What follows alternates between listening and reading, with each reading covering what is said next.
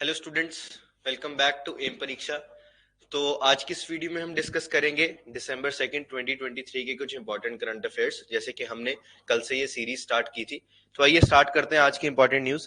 पहली जो हमारे पास न्यूज है वो क्या बोल रही है, president Droupadi Murmu confers president colours to armed forces medical college in Pune. ये बहुत ही फेमस कॉलेज है, एक AFMC in Pune. President colours क्या होती हैं, जो भी कोई आर्म्ड फोर्स का कोई विंग है, कोई रेजिमेंट है, कोई इंस्टीट्यूशन है जिसने कुछ एक्सेप्शनल सर्विस जो है वो टुवर्ड्स द नेशन दी है इन डिफरेंट फील्ड्स, जैसे कि in exemplary service, courage and discipline, उस पर्टिकुलर ऑर्गेनाइजेशन को या उस पर्टिकुलर विंग को, यूनिट को ये प्रेसिडेंट कलर्स जो है इससे नवाजा जाता है। इसको राष्ट्रपति का निशान जो है ये भी कहा जाता है। फर्स्ट टाइम जो है ये प्रेसिडेंट कलर्स जो है ये इंडियन नेवी को मिला था। कब मिला था? इन 1951। राइट। सो न्यूज क्या है, president of India Droupadi Murmu conferred President colors to the Armed Forces Medical College Pune to commemorate the AFMC's Platinum Jubilee. President released a commemorative coin, एक 75 rupees का coin with special cover and a stamp also was released on this occasion. Right? This is बहुत very important news. ऐसी news जो है ये हमारे news में रहती हैं।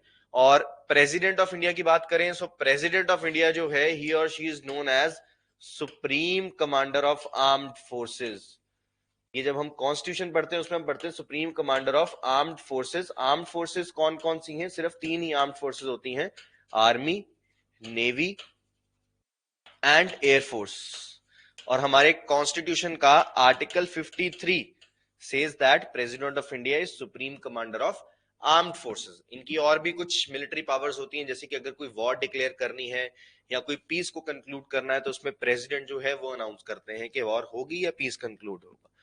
राइट, आगे चलते हैं। नेक्स्ट हमारी न्यूज है, IDFC first private Hurun's India top 200 self made entrepreneurs of the millennia 2023। This is the ranking जो 2023 में इंडिया के टॉप मोस्ट एंटरप्रेन्योर्स हैं। एंटरप्रेन्योर मतलब कोई बिजनेसमैन है जिन्होंने स्टार्टअप स्टार्ट किया है, जो सेल्फ मेड है, जिन्होंने बहुत एक्सेल किया है अपनी पर्टिकुलर फील्ड में। इस लिस्ट में जिन्होंने टॉप किया है वो है Radha Krishnan Damani of D marts. D mart basically एक ये कंपनी है जो डिफरेंट मार्ट्स हैं, स्टोर्स हैं, वो अलग अलग सिटीज में, उसमें आपस में कनेक्टिविटी है, लॉजिस्टिक्स है, जो हमारा डेली नीड्स की चीजें हैं, गुड्स हैं, वो सारी चीजें इसमें सप्लाई की जाती हैं। तो उसके ये चेयरमैन है। He has been awarded with this award. इसमें जो इन्होंने टॉप किया है in this list, India top 200 self made entrepreneurs of Millennia 2023। Right, इनके बारे में और कुछ चीजें आप पढ़ सकते हो। जो कंपनी है, इट हैज ये 200 मोस्ट वैल्यूएबल में से ये टॉप पे आई है। और ये जो लिस्ट है इसमें अलग अलग कैटेगरीज होती हैं। इसमें अराउंड 405 जो है फाउंडर्स जो है उनको नॉमिनेशन फाइल की गई थी और उसमें से ही has become the top most position. आगे चलते हैं।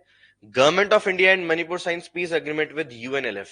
यूएनएलएफ क्या है? United National Liberation front.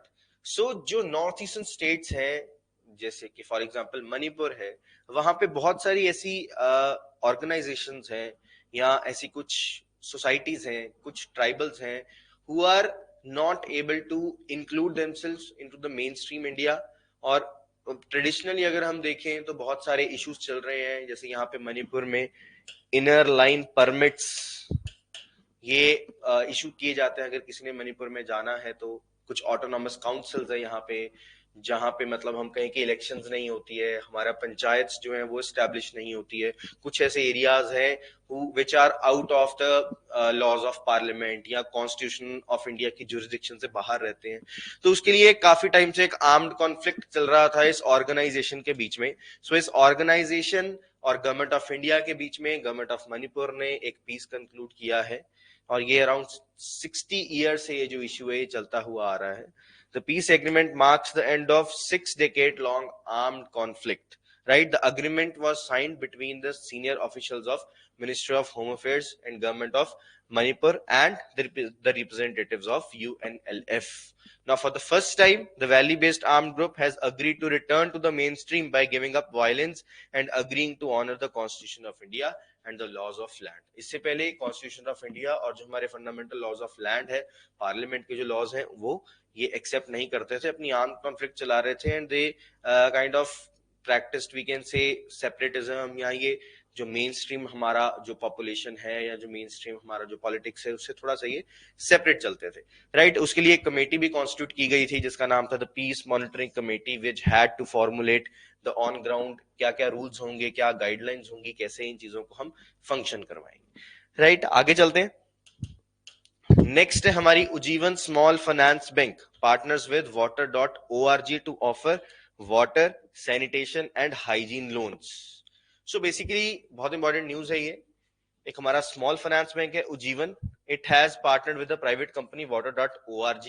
ये एक गवर्नमेंट की वी कैन से एक एनजीओ है, नॉन प्रॉफिट ऑर्गेनाइजेशन है, जो क्या काम कर रही है, क्लीन वाटर प्रोवाइड कर रही है, सैनिटेशन फैसिलिटीज प्रोवाइड कर रही है, even it offer the accessible financial solutions, जिससे हम वाटर सैनिटेशन पोल्यूशन, चाहे वो वाटर पोल्यूशन है चाहे सॉलिड वेस्ट मैनेजमेंट है, उसमें हम क्या क्या सॉल्यूशंस जो है उनको ढूंढ सकते हैं। सो अंडर दिस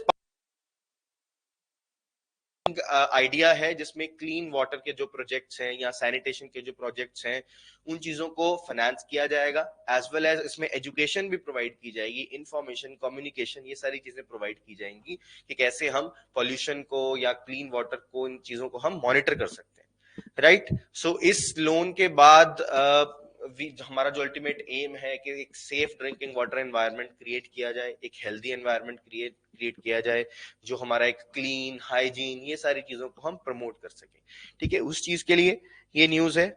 आगे चलते हैं। Next is Cochin shipyard limited launch the first 3 ships of, एक हमारा मिशन है anti submarine warfare shallow water craft mission, कि हमने ऐसे एक वाटर क्राफ्ट तैयार करने हैं which are under the water, shallow water में है, and they are anti submarine warfare, कि जैसे अगर कोई एनिमी सबमरीन आ रही है तो उसके अगेंस्ट हमारे पास क्या प्रोटेक्शन होगा, क्या हमारे पास डिफेंस होगा, क्या फर्स्ट लाइन ऑफ डिफेंस होगा। तो उन सारी चीजों में कुछ ये वाटर क्राफ्ट प्रोजेक्ट है। उसके अंदर 3 नए वेसल्स जो है उनको इंट्रोड्यूस किया गया है, उनको लॉन्च किया गया है। उनकी मैन्युफैक्चरिंग किसने की है? कोचीन शिपयार्ड लिमिटेड ने, कोचीन में। और उनके नाम क्या है?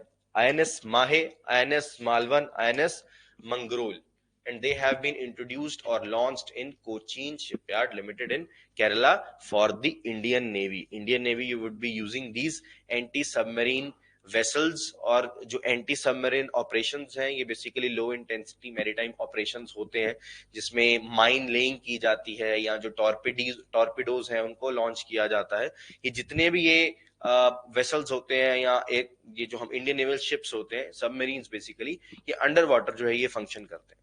तो ये हमारे मैरीटाइम सिक्योरिटी के लिए बहुत ज्यादा इंपॉर्टेंट है, हमारे इंडिया के डिफेंस के लिए, इंडियन वाटर्स के डिफेंस के लिए ये बहुत ज्यादा इंपॉर्टेंट है। आगे चलते हैं। Next is Tata advance system partners with Satellogic to develop local space tech capabilities in India. So basically Tata advance system limited, ये टाटा की ये प्राइवेट कंपनी है जो एक leading aerospace and defence solution provider है। It has made a agreement with Satellogic which is again a private company, जो कि लो अर्थ resolution orbits जो है, जो लो अर्थ ऑर्बिट सैटेलाइट्स जो है उनको मैन्युफैक्चर करती है। तो अल्टीमेटली इसका एम क्या है? इसके कोलैब स्ट्रेटजी को लोकलाइज करें। अब सैटेलाइट जो है या स्पेस इंडस्ट्री जो है, एरोस्पेस इंडस्ट्री, बहुत ज्यादा सेंट्रलाइज्ड इंडस्ट्री या बहुत ज्यादा हमको सोफिस्टिकेटेड इंडस्ट्री है, जहां पे आपको बहुत ज्यादा इन्वेस्टमेंट चाहिए, बहुत ज्यादा गवर्नमेंट का सपोर्ट चाहिए। सो उन सारी चीजों में जो कैपेबिलिटीज हैं उसको हम ग्रो कर सकें, इंडिया में हम इन चीजों को लोकली डेवलप कर सकें, इंडिया को हम स्पेस की मार्केट बना सके, डिफेंस की मार्केट बना सके, तो उन सारी चीजों के लिए है ये। इससे नॉलेज का ट्रांसफर होगा, इससे जो हमारे लोकल असेंबलीज हैं या जो लोकल मैन्युफैक्चरर्स हैं वो they can be directly involve in the low earth orbit satellite manufacturing. तो ये दिस काइंड ऑफ डील जो है, ये इस काइंड ऑफ डील है, इससे हमारी कंट्री में और ज्यादा मेक इन इंडिया मिशन आएंगे और जो टेक्नोलॉजी है वो और ज्यादा सोफिस्टिकेटेड होगी और ज्यादा एडवांस्ड होगी, राइट। नेक्स्ट, ये हमने कल भी डिस्कस किया था, कल इसके ऊपर हमने एक रिपोर्ट डिस्कस की थी कि 2030 तक जो एड्स है that could be eradicated from the world, और उसके लिए एक रिपोर्ट आई थी। वो रिपोर्ट का नाम क्या था? Let communities lead. तो उसी में हमने किया था 1 दिसंबर को world AIDS day is observed. क्यों ऑब्जर्व किया जाता है? Across the globe to raise awareness about AIDS and to unite people on the globe to show support for the people living in AIDS and affected by human immunodeficiency viruses. तो इन सारी चीजों से जो भी लोग हैं हु आर सफरिंग, उनमें एक अवेयरनेस क्रिएट करें that how to fight for such disease, and बाकी लोगों में भी एक प्रिवेंशन के लिए कि कैसे आप ऐसी डिजीजों को प्रिवेंट कर सकते हो। हमें पता है रेड रिबन ये जो है internationally it is being recognised as the symbol of solidarity and support to the people who are living with AIDS और HIV, उनके बारे में अवेयरनेस के लिए। और इस बार की जो थीम है वो भी वही है जो रिपोर्ट का नाम था, लेट कम्युनिटीज लीड, राइट। आगे चलते हैं। Next is 59th raising day of border security force which is observed on 1 दिसंबर 2023। अब बॉर्डर सिक्योरिटी फोर्स क्या है? Border security force is, this is part of CAPF. This is not a defense force. This is part of Central Armed Police Force.